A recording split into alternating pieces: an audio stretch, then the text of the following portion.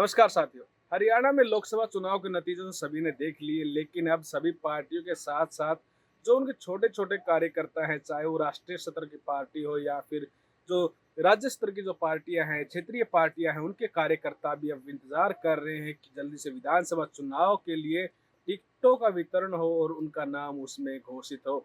तो इसी सिलसिले के चलते हम बात कर लेते हैं कि हरियाणा में भिवानी की जो लोकसभा सीट है, भिवानी महेंद्रगढ़ की, इसमें एक विधानसभा पड़ती है लोहारू, और लोहारू इसलिए यहाँ से महत्वपूर्ण हो जाती है क्योंकि यहाँ से हरियाणा के वर्तमान में जो वित्त मंत्री हैं जेपी दलाल जी वो हैं, और यहाँ से वो पहले कृषि मंत्री भी रह चुके हैं हरियाणा के।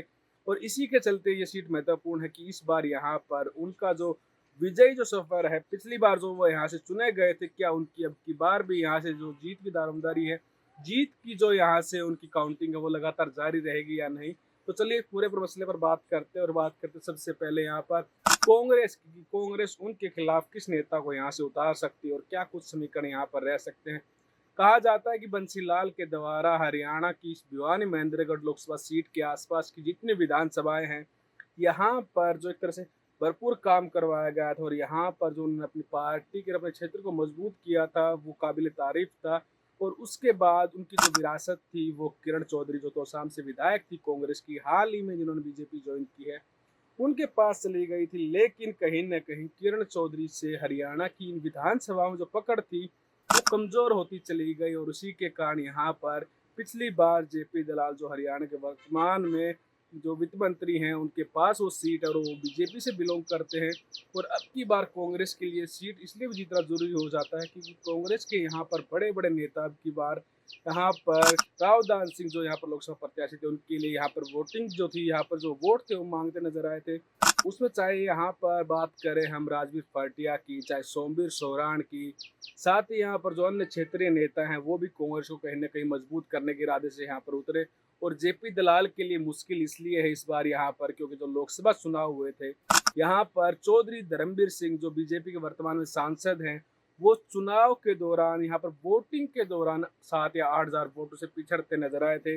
इसका साफ साफ मतलब कि कहीं न कहीं चौधरी धर्मवीर जी के साथ साथ यहाँ पर हरियाणा के वित्त मंत्री जेपी दलाल भी कमजोर नजर आ रहे हैं। और इस कमजोरी का जो नतीजा है वो कितना क्या कुछ रहेगा, क्या जेपी दलाल जी को इसका खामियाजा भुगतना पड़ेगा, क्योंकि हरियाणा में एक तरह से कह सकते हैं कि लहर चल रही है कि लोग बीजेपी के खिलाफ है, बीजेपी से किसान नाराज हैं, बीजेपी से जो छात्र हैं हरियाणा की वो नाराज हैं। हालांकि हरियाणा सरकार बार बार घोषणा कर रही है कि हम इतनी नौकरियां निकालेंगे, हम 50,000 नौकरी अगले 100 दिन में दे देंगे। लेकिन हरियाणा की जो छात्र हैं, हरियाणा की जो छात्राएं हैं, जो बेरोजगार फिलहाल घूम रहे हैं, उनके मन में कहीं ना कहीं सरकार को लेकर एक तरह से गुस्सा है, नाराजगी है।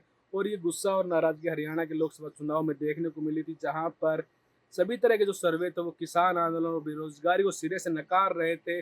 लेकिन ये सबसे बड़े मुद्दे बनकर उभरे, और यहाँ पर लोगों ने राष्ट्रीय स्तर को नकारते हुए एक तरह से जो लोकल के जो मुद्दे थे, आमदनी की जो समस्याएं थी, उसके आधार पर वोटिंग की।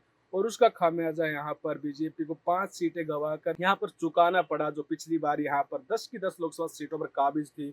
और हरियाणा की जो विधानसभाएं हैं अब की बार, वहां पर भी बीजेपी का ग्राफ गिरा है, और कांग्रेस जो है वो अचानक जो बड़ी बढ़त है यहाँ पर, बड़ा ग्राफ यहाँ पर वोटों में लेकर गई है। उसके लिए कहीं ना कहीं अब की बार जो विधानसभा की जो राह है वो आसान होने वाली है। अब अपने मसले पर वापस लौटते हैं और यहाँ पर कांग्रेस के कैंडिडेटों की बात कर लेते हैं। तो यहाँ पर बिजनेसमैन और समाज सेवी जो राजवीर फर्टिया यहाँ से अब की बार कांग्रेस की तरफ से टिकट के मजबूत दावेदार माने जा रहे हैं।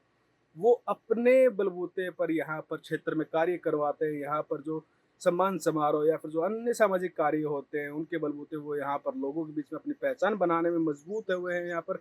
और उन्होंने लोगों तक अपनी पकड़ भी बनाई है। राहुल गांधी की रैली हो या फिर हुड्डा की रैली हो, उसमें वो भारी जन समर्थन के साथ पहुंचे हैं, अपने कार्यकर्ताओं को साथ जोड़ के चलते हैं।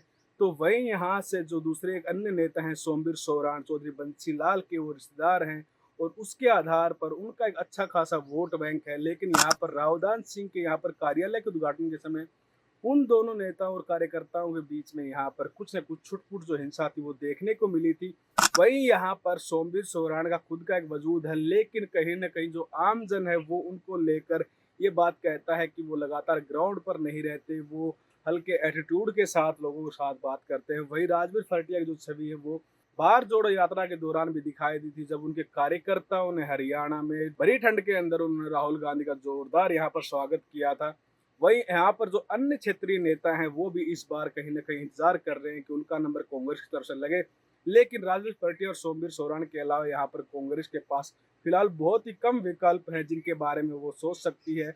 लेकिन जेपी दलाल अब भी इनसे कहीं न कहीं ज़्यादा नज़र आ रहे हैं। ऐसा इसलिए क्योंकि वो हरियाणा के वर्तमान वित्त मंत्री हैं और इससे पहले कृषि मंत्री रह चुके हैं। उन्होंने अपने क्षेत्र में बहुत सारे कार्य करवाए हैं और यहाँ के आम जन जो हैं, यहाँ के जो आम वोटर हैं, उनके मन में और दिल में कहीं न कहीं जेपी दलाल की अच्छी छवि है। लेकिन कहा जाता है कि हरियाणा में जो एक बार वित्त मंत्री बन गया, उसकी दोबारा चुनाव में हार निश्चित होती है।